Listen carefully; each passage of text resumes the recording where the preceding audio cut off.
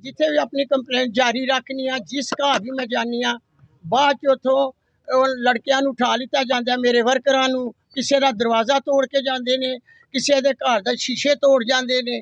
15 दिनों तो यह सिलसिला जारी सी ते बच्चे इतने 35 मेरा हाल या 50 के करीब उठा लिते गए ने।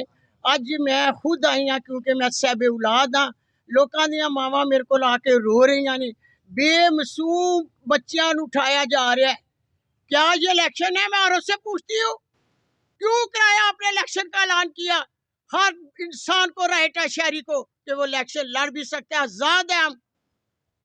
ये क्या हो रहा है? जिसे चाहते कुर्सी पे बिठा देते तो हमें मंजूर था।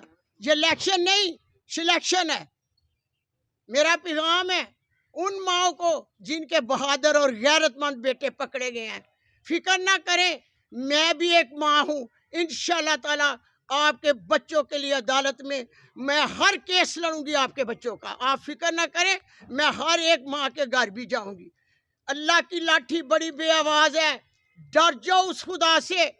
जब चमकती हुई बिजलियां कड़कड़ाती हैं, किसी माँ की बद्दुआ से किसी के घर में भी गिर जाए तो गिराने वाला वो खुदा होगा, वो खुदा होगा गिराने वाला।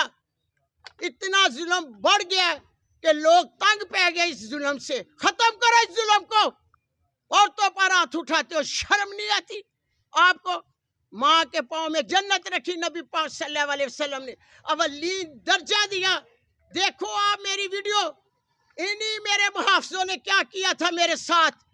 मेरे गिरेबान को हाथ डाला गया, मेरी चादर उतारी गई। आज मैं इस जुल्म के खिलाफ डट गई हूँ। ये मेरा फैसला मेरे कुरान के मुताबिक है। जब हमारे नबी पाक सल्लल्लाहु अलैहि वसल्लम जुल्म के खिलाफ डटे थे तो मैंने भी यही किताब 35 साल से पढ़ी है, मैं भी डट गई हूँ।